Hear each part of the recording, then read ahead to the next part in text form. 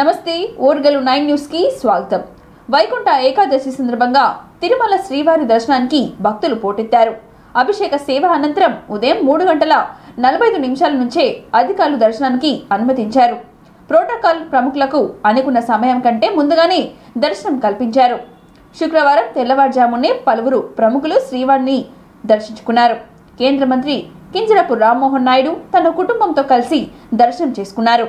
AP speaker Ayyanna Patrudu, deputy speaker Raghuramakrishnaraju, Telangana deputy CM Bhatti Vikramarka, AP మంత్రులు వంగలపూడి అనిత, పార్థసారథి, సవిత రామనాయుడు శ్రీవారిని దర్శించుకున్నారు.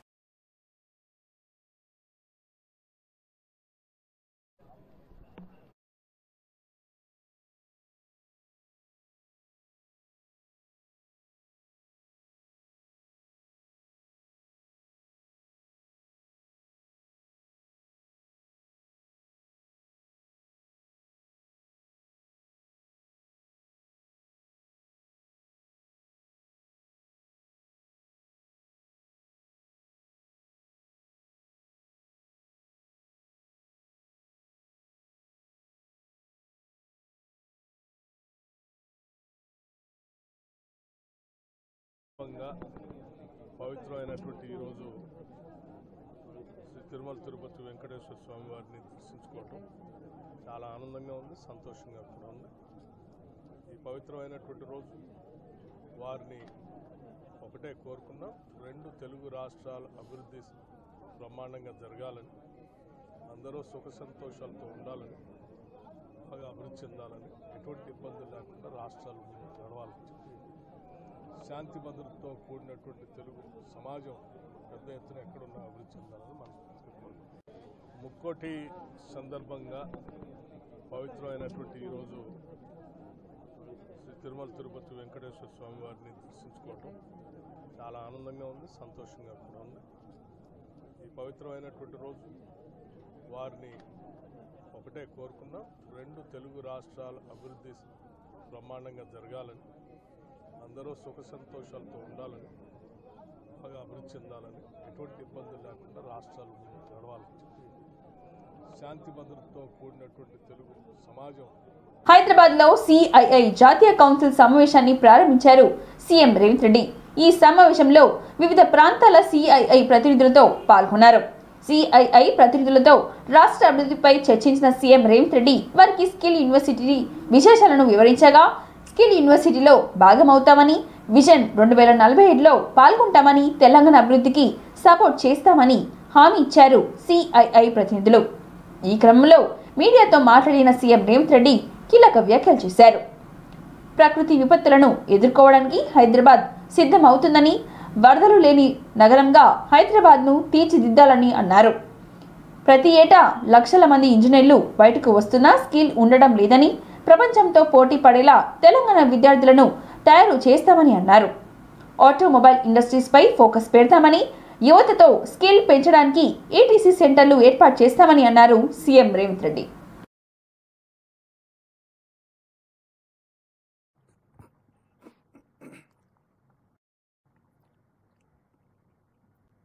President of the CII, Mr. Sanjeev Puri, Vice President, Mr. R. Mukundan, Director General, Mr. Chandrajit Banerjee, Member of CII National Council, ladies and gentlemen, good morning to everyone.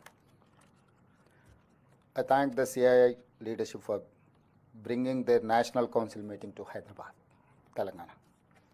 After a decade of formation of the state, we have a much bigger dream now, Telangana Rising. We have decided to build the fourth city, that is called Future City in Hyderabad. The Future City of Hyderabad will compete with New York, London, Tokyo, Seoul and Dubai. We want to build the greatest city in India. It will be only services sector. It will aim for total carbon zero. We are replacing all our 3,200 RTC buses with EV vehicles in Hyderabad. We removed registration and road tax on EVs.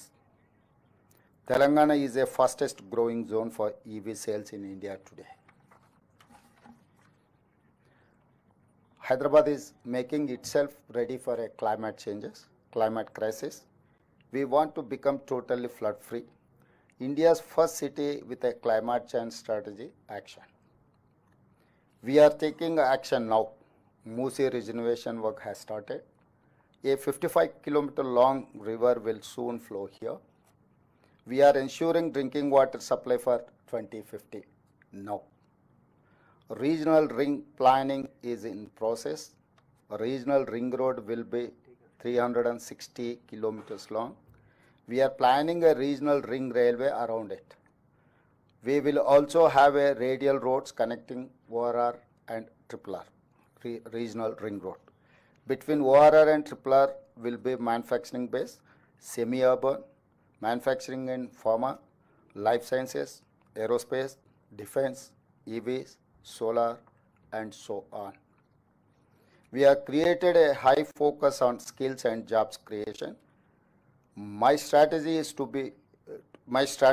to become China plus one alternative for the world. Outside the RRR, that is rural Telangana, we will focus on agriculture, organic farming, cold storages, warehousing for farmers.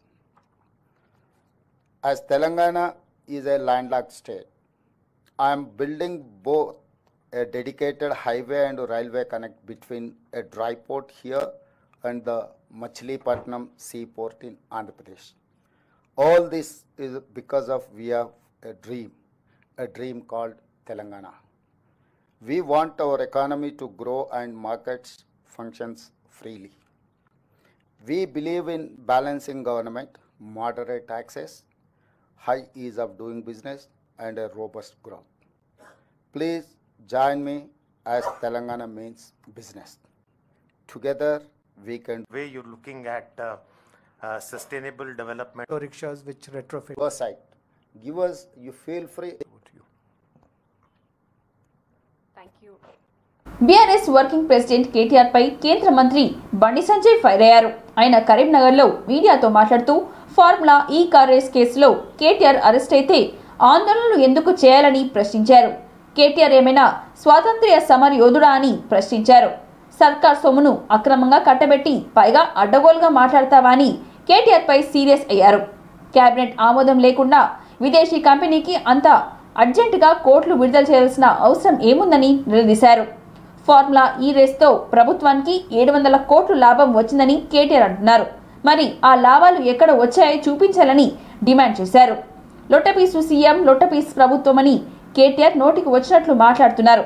CM Revanth Reddy ఎందుకు మౌనంగా ఉంటున్నారని, ప్రభుత్వం ఎందుకు చర్యలు తీసుకోవడం లేదని ప్రశ్నించారు Bandi Sanjay. Karimnagar railway station తీర్చిదిద్దడానికి వాళ్ళ అన్ని ఏర్పాట్లు కూడా పూర్తి కావడం జరుగుతున్నది.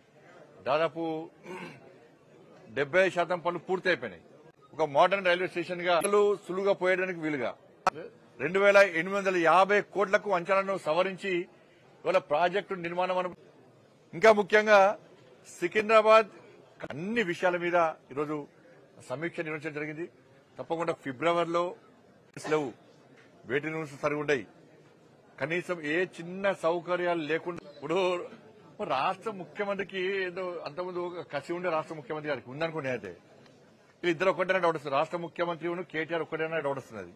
ఎందుకంటే ఒక ముఖ్యమంత్రి పట్టుకొని లొట్టపీసి ముఖ్యమంత్రి అంటాడు, ఒక ముఖ్యమంత్రి సన్నాసి అంటారు, ఒక ముఖ్యమంత్రి చాతాన ముఖ్యమంత్రి అంటే కూడా ముఖ్యమంత్రి పడుతున్నట్టు వీళ్ళిద్దరి మధ్య అండర్స్టాండింగ్ ఏంది?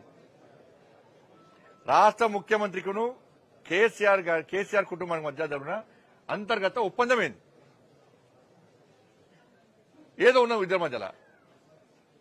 నన్ను చూడు, అందరు చూడండి, ఇక చూడండి ఆశ్చర్యం పీకేలేదు. అలా అరెస్ట్ చేస్తారా ఆశ్చర్యం డౌట్ ఎప్పటికీ. లొట్టపీసు కేసు అంటే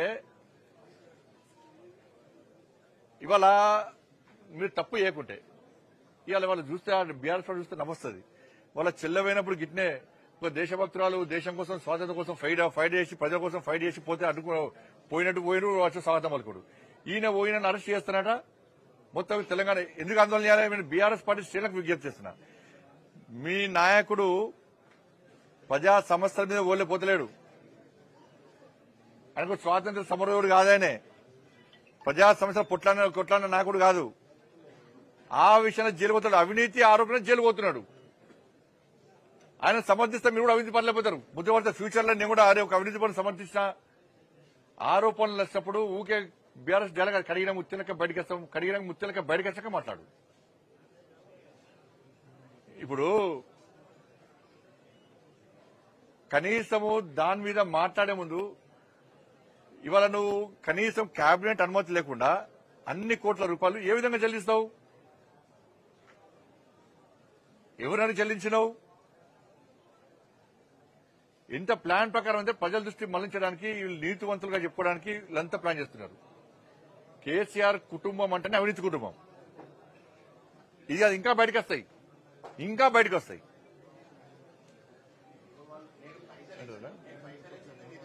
700 కోట్ల లాభాలు వచ్చినాయి. ఎట్లా వచ్చినాయి లాభాలు చెప్పాలి? పరిస్థితి లాభాలు చూపెట్టు. 700 కోట్ల రూపాయల లాభాలు చూపెట్టు, మరి లెక్క చూపెట్టు. 700 కోట్ల రూపాయలు ఎక్కడ లాభాలు వచ్చినాయో నువ్వు చూపెట్టాలా? ప్రజలు వివరించు. ఏ అకౌంట్లో పైసలు అవి ఎవరికి ఇచ్చినావు? 700 కోట్ల రూపాయలు దొబ్బిపోదామని ప్లాన్ చేసిండు. 700 కోట్ల రూపాయలు దొబ్బిపోదామని ప్లాన్ చేసిండు. ఇలా మళ్ళా ఏం చెప్తుండే 700 అది కుదరలే కాబట్టి ఇప్పుడు 700 కోట్ల లాభం వచ్చింది. మళ్ళా దానికి ఒక వక్ర భాష చెప్తుండే ఇవాళ.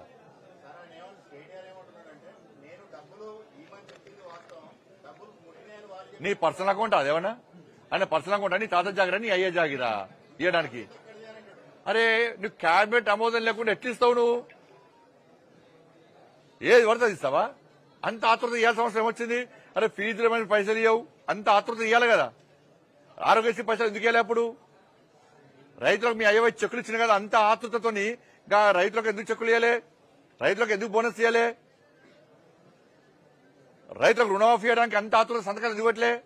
క్యాబినెట్ ఆమోదం లేకుండా రైతులకు రుణమాఫీ చేయొచ్చు కదా. నువ్వు ఇవ్వాలనుకుంటే ఎందుకు ఇవ్వలే? ఫీజు రియంబర్స్మెంట్ రైతులకు అప్పుడు ఆమోదం కూడా ఇవ్వాలి, ఎందుకు ఇవ్వలే? దానిలో అంత ఆతృత ఏంది అంటున్నా. అంత ఆతృత క్యాబినెట్ ఆమోదం లేకుండా ఇవ్వడానికి ఆతృత ఏంది? గత పాలకులు అన్ని రంగాలను పతనావస్థకు తీసుకొచ్చారని, రాష్ట్రాన్ని సమస్యలే వలయంగా మార్చేశారని ఏపీ సీఎం చంద్రబాబు విమర్శించారు. పడకేసిన నిర్మాణ రంగాన్ని మళ్లీ పైకి తీసుకొస్తామని చెప్పారు. గుంటూరులోని చెబ్రో హనుమయ్య మైదానంలో నరెట్కో ప్రాపర్టీ షో సీఎం ప్రారంభించారు. ఈ సందర్భంగా నిర్వహించిన కార్యక్రమంలో ఆయన మాట్లాడారు. కొత్త ఏడాది నిర్మాణ రంగం వేగంగా అభివృద్ధి చెందాలని కోరుకుంటున్నామని, గత ప్రభుత్వ హయాంలో ఈ రంగం అధ్వానంగా మారిందని చెప్పారు. ప్రజలు మమ్మల్ని నమ్మి 93% స్ట్రైక్ రేట్తో విజయం కట్టబెట్టారు. అధికారంలోకి రాగానే రాష్ట్రం పునర్నిర్మాణం ప్రారంభించామని, ప్రధాని మోడీ విశాఖకు వచ్చి 2 లక్షల కోట్ల అభివృద్ధి పనులకు ప్రారంభోత్సవాలు శంకుస్థాపన చేశారని తెలిపారు సీఎం. సీఎం రిలీఫ్ ఫండ్ అలానే వైజాగ్ ఏర్పాటు కోసం చెప్పలా, మనం పడినటువంటి కష్టాలు మనం కూడా పాలు పంచుకుంటామని, మన ద్వారా రాష్ట్రానికి అభివృద్ధి అట్లా ఆదాయం కూడా పెరుగుతుందని ఆకాంక్షిస్తున్నాము. ఈ యొక్క ప్రాపర్టీ షో ఓపెనింగ్ కి విచ్చేసినందుకు ముఖ్యమంత్రి గారికి అలాగే మంత్రి గారికి కూడా మా నెరెట్కో తరఫున అభినందనలు తెలుపుతున్నాము. థ్యాంక్ యూ అండి. కృతజ్ఞతలు. ఒక్క నిమిషం మాట్లాడాల్సిందిగా కూర్చోవరకు. అయితే ఇప్పుడు మేము వచ్చిన వెంటనే మీరు ఒక్కసారి ఆలోచిస్తే పునర్నిర్మాణం ప్రారంభించాం. ఎటు చూసినా విధ్వంసమే, ఎటు చూసినా అంధకారమే. ఎటు పోవాలంటే కూడా ఇప్పటికి కూడా మాకు ఇంకా చాలా సమస్యలు ఉన్నాయి. కానీ అడుగడుగునా ప్రతి ఒక్కరోజు కూడా ఆలోచిస్తున్నాం. ఆలోచించి నిన్నే మీరు చూస్తే ప్రధానమంత్రి గారు వచ్చి ఆంధ్రప్రదేశ్ రాష్ట్ర చరిత్రలో ఎప్పుడూ రాని విధంగా 2,08,000 కోట్ల రూపాయలకు ఫౌండేషన్లు వేశారు. ఇంకో పక్క ఇనాగరేషన్లు చేశారు. అంటే ఇప్పుడిప్పుడే కొత్తగా పెట్టుబడులు వస్తున్నాయి, విశ్వాసం పెరుగుతా ఉంది. బ్రాండ్ ఏపీ ఇప్పుడిప్పుడే మళ్ళీ ముందుకు పోయే పరిస్థితి వస్తూ ఉంది. దీంట్లో అనేక రంగాలు పెట్టుబడులు వస్తున్నాయి. ఆ రంగాలు మీరు చూస్తే ఎప్పుడు కూడా నూతనమైన రంగాలను అందిపుచ్చుకోవడంలో ఒక పక్కన ఎన్డీఏ కానీ తెలుగుదేశం పార్టీ కానీ ఎప్పుడూ ముందుంటాం. ఈరోజు మీరు చూస్తున్నారు 95లో హైదరాబాద్లో ఏమీ లేని సమయంలో అంచెలంచెలుగా అభివృద్ధి చేసి ఈరోజు ఇండియా 1995లో ఏర్పాటైంది. ఆ సంవత్సరం నేను హైదరాబాద్లో మొట్టమొదటిసారిగా ముఖ్యమంత్రిగా నిర్మాణ రంగాన్ని కూడా ఎప్పటికప్పుడు నిర్మాణ రంగాన్ని అభివృద్ధిలో ఒకసారి గుర్తుపెట్టుకుంటే 2047 విజన్ డాక్యుమెంట్ ప్రధానమంత్రి గారు వికసిత్ భారత్ తయారు చేశారు. 1గా చేయగలిగింది. భారతదేశంలో మొదటి రాష్ట్రం, తలసరి ఆదాయంలో ఎక్కువ ఉండే రాష్ట్రం తెలంగాణ రాష్ట్రం. దానికి కారణం హైదరాబాద్ నగరం. దానికి కూడా మీరు ఒకసారి చూస్తే ఇన్ఫర్మేషన్ టెక్నాలజీ కానీ, ఇంకో బయోటెక్నాలజీ కానీ, ఇంకో పక్క ఫార్మా కానీ, ఫైనాన్స్ కానీ అన్నీ కూడా తీసుకొచ్చి ఒక ఎకో సిస్టమ్ ఆ రోజు క్రియేట్ చేశాం. ఈరోజు హైదరాబాద్ నగరంలో ఔటర్ రింగ్ రోడ్ అనే ఒక అడ్వాంటేజ్ వచ్చింది. ఈరోజు ఇక్కడికి వచ్చినప్పుడు హైదరాబాద్ ఔటర్ రింగ్ రోడ్డు కంటే 183 కిలోమీటర్లు ఔటర్ రింగ్ రోడ్డు క్రియేట్ చేసి గుంటూరుకు అవతల ఔటర్ రింగ్ రోడ్డు వస్తుందంటే గుంటూరు కూడా అమరావతి లోపలనే వస్తుంది. ఈ రెండు కూడా కలిసిపోయే అవకాశం ఉందని చెప్పి కూడా నేను మీకు తెలియజేస్తున్నా. అందుకే నేను మిమ్మల్ని అందరినీ, ప్రభుత్వం అయితే ఒక స్పష్టంగా ఉన్నాం, అభివృద్ధి మా నినాదం. అభివృద్ధి చేశాం, చేసిన దాఖలాలు ఉన్నాయి. మళ్ళీ అలాంటి అభివృద్ధి చేయడానికి ఈ ప్రభుత్వం ముందుకు వస్తున్నాం. మేము ఒకటే ఆలోచిస్తున్నాం, మౌలిక సదుపాయాలకు ఎక్కువ పెద్దపీట వేస్తున్నాం. నాలెడ్జ్ ఎకానమీకి ముందుకు పోతున్నాం. ఈరోజు ఆంధ్రప్రదేశ్ రాష్ట్రాన్ని మీరు ఒక్కసారి చూస్తే తీర ప్రాంతం ఉంది, అనేక పోర్ట్లు వచ్చే అవకాశం ఉంది. భవిష్యత్తులో పోర్ట్ లెడ్ మ్యానుఫ్యాక్చరింగ్ ఎకానమీ వస్తే ఎకానమీ భూమి పరిస్థితి. తిరుపతి తొక్కిసలాట ఘటనపై AP deputy CM Pawan Kalyan మరోసారి సంచలన వ్యాఖ్యలు చేశారు. ఘటనపై టీటీడీ పాలక మండలి అధికారులు క్షమాపణ చెప్పవలసిందని చెప్పారు. తొక్కిసలాట ఘటనలో తాను క్షమాపణ చెప్పినప్పుడు మీకెందుకు నామోషి ఏంటని ప్రశ్నించారు Pawan Kalyan. TTD chairman BR Naidu, JEO Venkaiah Chowdary సభ్యులు క్షమాపణ చెప్పాలని అన్నారు. తప్పు ఎవరి వల్ల జరిగినా క్షమాపణ చెప్పవలసిందేనని, వారికి వారే దారి లేదని అన్నారు. తప్పు ఎవరు చేసినా ప్రభుత్వంలోని వారంతా బాధ్యత తీసుకోవాల్సిందని చెప్పారు. ప్రభుత్వంలో తనకు బాధ్యత ఉంది కాబట్టే క్షమాపణ చెప్పానని పవన్ కళ్యాణ్ అన్నారు. ఎవరి బాధ్యత వారి వేస్తే ఇవాళ ఈ పరిస్థితి వచ్చేది కాదని అన్నారు. తిరుమల ఘటనతో చాలా బాధపడ్డానని, వీఐపీ ట్రీట్మెంట్ తగ్గి కామన్ మ్యాన్ ట్రీట్మెంట్ పెరగాలని అన్నారు. తిరుపతి ఘటనలో డీఎస్పీ వైఫల్యం కూడా ఉందని అన్నారు పవన్ కళ్యాణ్. పేరు పేరున పరామర్శిస్తే అందరూ కూడా నలిగిపోయి 100 మంది మీద పడిపోయారు. ఎంత ఉంటుంది ఒక ఆడపడుచు మీద పడిపోతే, పెద్ద ఆవిడ మీద పడిపోతే, తమిళనాడు నుంచి వచ్చారు. ఎలా ఉందమ్మా మీకంటే, కడవలు పాత్రికాంగయ్యా, కడవలు వెళ్ళి దేవుడు బయటికి తీసుకొచ్చాడు మమ్మల్ని అంటా ఉన్నారు. ఎంత పెద్ద మనసుతోటి సరిగ్గా చూసుకోలేదయ్యా మమ్మల్ని. కానీ ఏం చేస్తాం, మా కర్మ ఇలా కాలిందని. అది దేశం తాలూకు దౌర్భాగ్యం.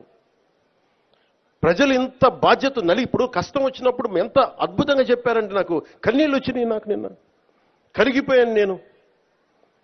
వీళ్ళ క్షమాపణలు చెప్పదు ఇంకెవరికి క్షమాపణలు చెప్తాం? ఏఈఓ కానీ, ఏఈఓ వెంకయ్య చౌదరి గారు కానీ, ఈఓ శ్యామలరావు గారు కానీ, చైర్మన్ బిఆర్ నాయుడు గారు కానీ, టీటీడీ బోర్డు సభ్యులు, పాలక మండలి సభ్యులందరూ కానీ, మీరందరూ వచ్చి ఒక్కొక్క వ్యక్తి గురించి కథ వింటప్పుడు మీకు బాధ అర్థమవుతుంది. క్షమాపణలు చెప్పండి. మీరు క్షమాపణలు చెప్పి తీరాలి, వేరే దారి లేదు. ఇంతటితో ఈ వార్తలు సమాప్తం. మరిన్ని వార్తలతో మళ్ళీ కలుద్దాం. చూస్తూనే ఉండండి ఓరగల్లు 9 న్యూస్.